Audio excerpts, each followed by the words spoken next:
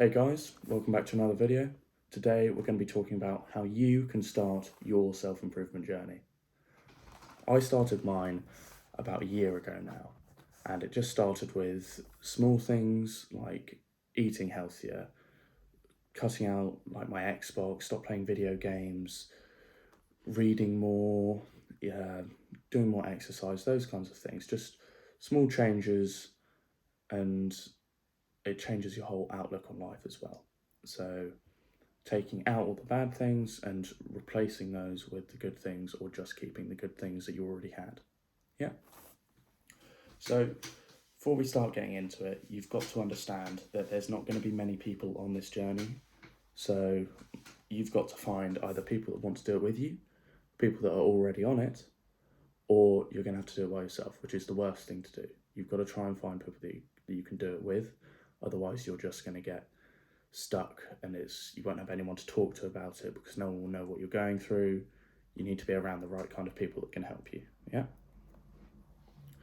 So first thing, set a goal. So set a big goal, something that you want to achieve.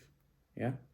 Whether it be making X amount of money, whether it be doing this at the gym, whether it be fighting, whatever it is, set a big goal and then set 3 small goals daily that will help you reach that goal. So whether it be so if I wanted to achieve a goal in the gym, my 3 goals would be: 1 would be 8 hours sleep, 2 would be train, 3 would be eating right. Done. Those are the 3 things that help me get toward my goal.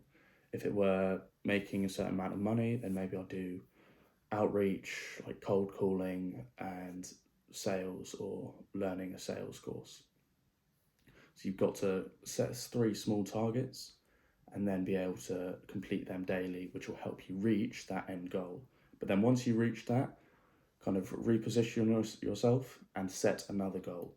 So you can go from achieving that one that you wanted to then achieving the next goal and the next. So you don't stay stagnant. You want to keep moving and keep progressing once you've reached that end goal. So next thing I'd say, and not many people are going to want to do this, but it's stop drinking. Okay? It is such a bad habit. It will take even if you're not drinking that heavily, the next day you're going to feel a bit rough. Take it out and just see your life change. Okay, so what? You're not going to the pub. What can you do in that spare time? You've got an extra few hours, and you might get a better night's sleep. And then the next day, you're not going to be groggy. You're not going to be grumpy. You're not going to be hungover. You're going to be energetic, and you're going to be able to get some stuff done. Yeah. And you're also going to be saving a lot more money because you're not going to be spending however much every weekend, whether you drink on Fridays and Saturdays and then a weekday as well. It's 3 days a week you'd be spending money. You could be saving that money, and then you could be using it on things like educational content, so things that are going to help you grow. You could use it on going to the gym, you could use it on spending with the right food, or you could just save it so then you end up getting an account together, which you can then spend and use and rely on when you finally decide to take that leap into relying on, let's say, an online income. So you could use that fund then. So stop drinking, and it's really helpful, and it just completely clears out your head, and it's another thing you don't have to worry about, and you save a lot of money from not doing it. Next thing I'd say is be around high value people that are on the same journey as you, people that want to do the same things as you, people that have similar goals. If you're doing this and you've got a group of people that are working towards something bigger, something better, then it's going to be so much easier, because people that are ahead of you can ask them for advice, and people that aren't as far along as you in their journey, you can help them out. And it feels amazing to help people in stuff that they don't quite fully understand. So if I'm in a big group of people, let's say, big group of young men, we're all trying to improve ourselves physically, mentally, and start earning money, lots of money, then how am I going to fail? Because eventually we're all going to achieve those goals if we're all working off of each other, taking in each other's losses, so learning from each other's losses, so we get a lot more experience, and then also helping each other with our successes and celebrating them together. this person did this today. That's brilliant. Now I'm more motivated to go and do something like that, or to go and achieve my goal, because I know that that was possible, because I knew that person when he just started out. You see what I'm saying here? Learn from other people, use what they have to your advantage, but also don't just use what they have. Help provide value to them. Help make yourself more of a friend, more of something they can use. Be a tool for them while also using them as your own tool. Provide value and use their value. So next thing, this is a little bit from the mindset thing, the mindset videos that we've previously had, and it is focus on what you can change. Now, this was a big thing for me in self-improvement, because I struggled with overthinking and trying to see what worked, what didn't work. I didn't know where I'd go. I didn't know what was coming next for me, and I was always umming and ahhing about what I was going to do next. But focus on what you can change. So this basically just means there are lots of things out of your control. So whether it be what the weather's going to be like today, what other people are going to think of you, how you're going to do on a test, that's kind of in your control actually. But you've got to be able to realise what's in your control and what's out of, and ignore what's out of. If it's out of your control, don't worry about it. Don't give it time in your head.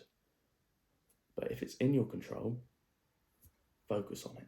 Do something about it. How you are physically, the amount of XYZ you did in a day, the amount of reading you've done, the amount you've learned, the amount you've worked, all the stuff that you can do personally, what your mindset's like. Change those, because that's the only thing you can control. The only stuff you can change. Yeah?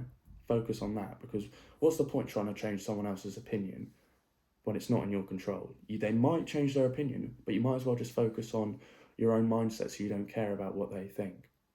Do that instead, and you'll be so much more free. Reading. I'd really recommend reading to someone who doesn't do it, because it is so beneficial.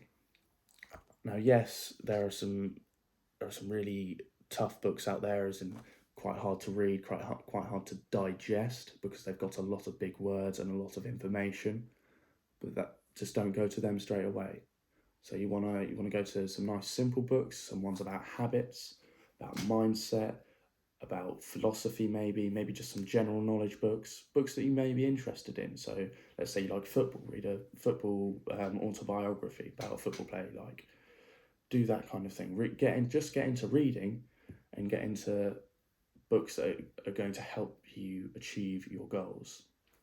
So I've got a couple written down here. So we've got Atomic Habits. That's a great habit book. It's like your go-to habit book. It's talking about small improvements every day. How if you make lots of small improvements, so let's say I make 1% improvements, that's a 10% boost in my productivity. That's a big boost. 10% is a lot when you think about it. A lot of people do a lot for a 10% boost. So if you just implement a lot of little things, doing them better, then you get a bigger result from it. The Power of Now by Eckhart Tolle. That's a great book. It talks about being present in the moment, so you actually focus on what you're doing, so you're not zoning out. And when you catch yourself zoning out, you then bring yourself back to the moment and to what you're actually trying to accomplish. So you're not mindlessly scrolling through Instagram or TikTok. You catch yourself, you get off TikTok, maybe you post a TikTok, maybe you post a YouTube video, or maybe you put your phone away, maybe you read, maybe you go out to the gym, you do something else, you do something better with your time. So you also want to be using philosophy. So you want to be adopting and implementing a philosophy that works for you, something that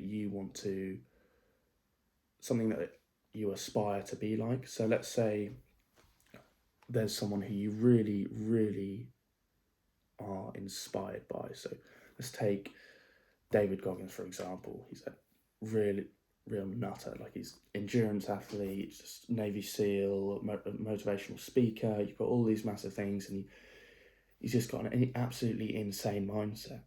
So, and his philosophy is, you can't. What if you get to the end of life and then God's reading you a list, if there is an afterplace, and God's reading you a list, and there's all these different things, but you're not, and you don't meet that list. None of those things on that list are you. That's because that list is what you were meant to be. So you've got to be able to achieve the things that you were meant to be, because you have so much potential. You just have to utilize it. This brings me back to the books, though. Whatever you do read, whatever you come across, whatever you intake, you've got to make sure you implement it, and implement it properly, because without that, you're not going to make any progress. You can sit in front of a YouTube video or a book every day for the rest of your life. You could read so much information, but if you don't acknowledge any information, if you don't implement it, then you're not going to get anywhere. So we'll leave you with that today. Small bits of progress every day consistently will then help you reach your goal. We'll see you in the next one.